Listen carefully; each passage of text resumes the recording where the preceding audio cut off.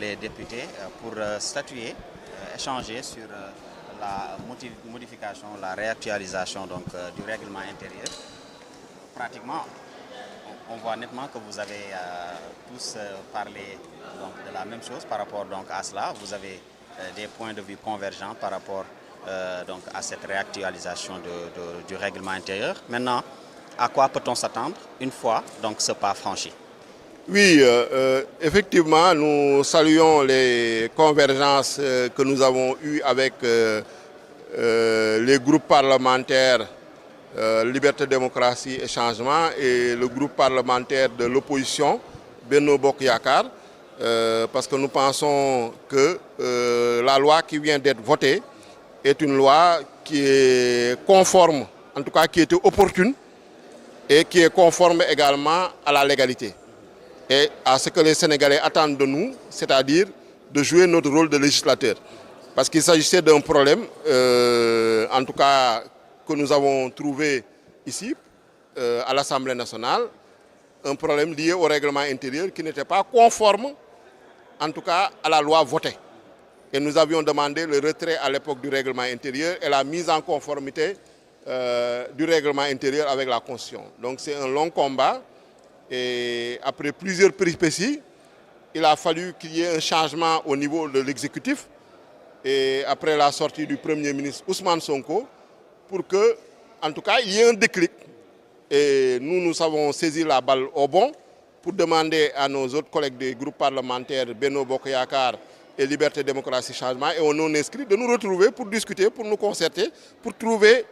une solution au règlement intérieur. Maintenant, nous ne disons pas que le travail que nous avons effectué est parfait. Il y a beaucoup de choses encore à améliorer dans ce règlement intérieur, dans l'organisation et le fonctionnement de l'Assemblée nationale en général, pour qu'elle reflète les vœux et les aspirations des Sénégalais,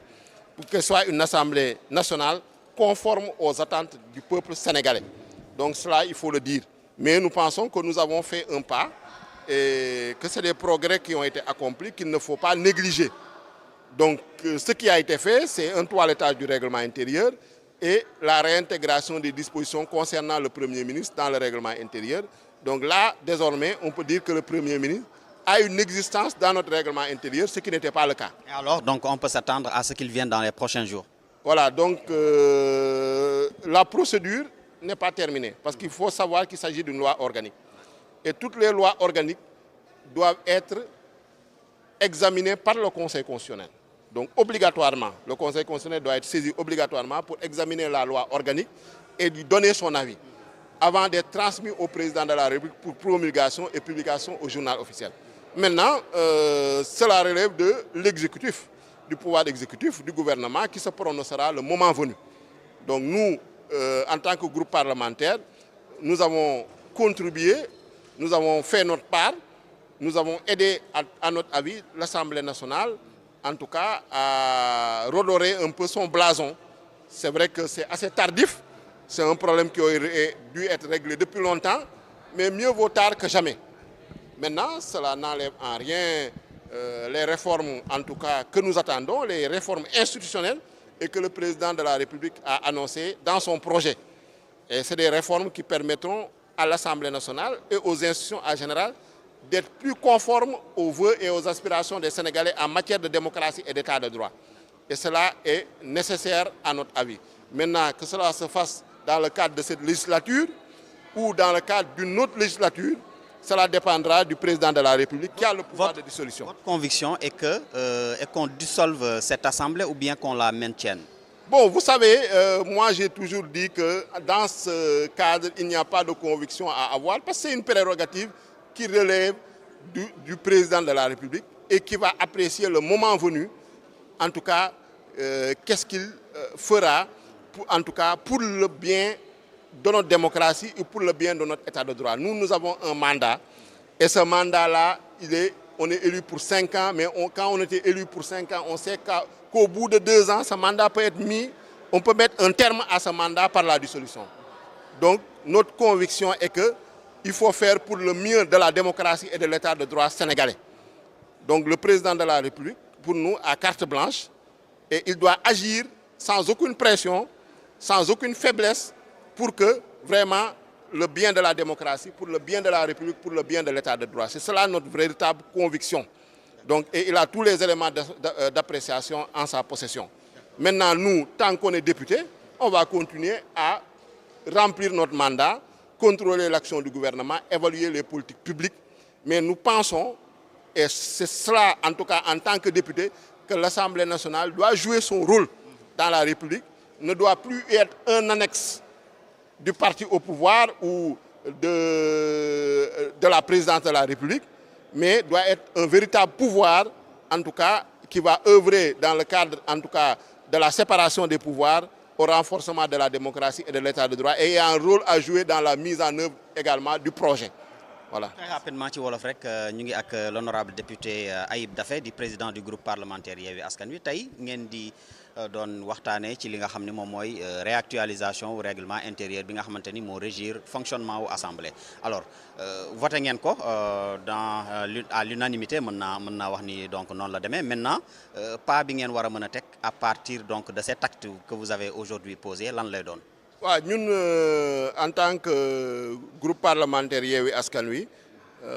yàggoon nañu souligner problème mu règlement intérieur assemblée nationale. donc ñu ne assemblée nationale nga xam ne moom mooy voter loi ba nga xam ne moom moo ko tënk warul am ay jafe-jafe ci application warul am ay jafe-jafe ci bindam nuñ ko bindee ak naka nañ ko tënkee donc gisoon nañu problème yi. gis ne règlement intérieur lañ ci yokk loo xam ne waruñu ko ci woon yokk donc ñu laajoon en tout cas ñu defaraat ko donc loolu depuis ñaari at ñoo ngi ci xeex boobu dégluwuñ ñu woon bunta xatal nañ ñu néewal nañ ñu doole mais quand même ñu continuer à être constant ba yàlla def Sénégalais yi tànn le président Bassirou Diomaye Faye et le premier ministre Ousmane Sonko ñooñu nag bu ñu ñëwee tamit si ñoom lu ñu jiital mooy jubal ak jubanti ñu ne règlement intérieur bi tamit dañ ko war a defaraat su boobu assemblée nationale nag mu am un déclic ñun nag en tant que groupe parlementaire ñu ne dañuy waxtaan ak suñu yeneen collègue groupe parlementaire ak non inscrit pour loolu ñu trouver ko solution donc tey alhamdulilah yegg nañu ci loolu ubbi nañ session extraordinaire bi tëjaat nañ ko ba voter proposition de loi réviser règlement intérieur bi lu ci des nag mooy conseil constitutionnel nga xam ne comme loi organique la conseil constitutionnel da ko war a saytu soog ko jébbal président de la république mu promulguer ko ñu publier ko au journal officiel lu ci gouvernement war a def gouvernement su ci yeggee dina ci addu lu ci président de la république war a def tam dina ko def mais ñun assemblée nationale suñu liggéey jeex na tey donc lu jëm ci règlement intérieur bi day tax assemblée nationale mooy organiser fonctionnement assemblée nationale donc nu mu gën a baaxee rek assemblée nationale fonctionnement am gën a baax te jàpp nañ ni assemblée nationale bi nu muy doxee dañu war a améliorer organisation bi dañu war a améliorer fonctionnement bi pour mu mën a méngoog lu sénégalais yi di xaar ci wàllum démocratie ci wàllum état de droit ci wàllum débat démocratique donc élever le niveau du débat mu bañ a nekk loo xam ne dañ fi théâtre wala benn salle de spectacle boo xam ne da ngay ñëw sañse wax lu la neex après dama toogaat doo respecter nit ñi donc loolu bëgguñu ko sénégalais yi yaakaar naa ni loolu nee nañu vraiment il faut une rupture par rapport à cela donc président de la république annoncé na nag une réforme des institutions yoo xam ne dafa laaj ay concertation donc nag am na tamit loo xam ne moom moo ko yor muy le pouvoir de dissolution donc su ci tolloo lu mu war a def dina ko def te yaakaar naa ni lu mu war a xool rek mooy intérêt sénégalais yi waru xool intérêt parti politique am waru xool intérêt coalition mais intérêt sénégalais yi donc loolu la war a jiital intérêt état de droit intérêt démocratie ak intérêt république donc loolu de vraiment ñoo ngi ko ci encouragé ñoo ngi ko ci jàppale te ñoo ngi koy encouragé ci taxawaayam domaine yëpp parce que gis nañ ni moom premier ministre Ousmane Sonko depuis bu ñu tàmbalee intérêt général nañu jiital Sénégal nag pression yi bëri na ay corporation bëri na ay lobby mais en tout état de cause nañu jàpp le sénégalais anonyme ba nga xam ne moom en tout cas nekkul ci benn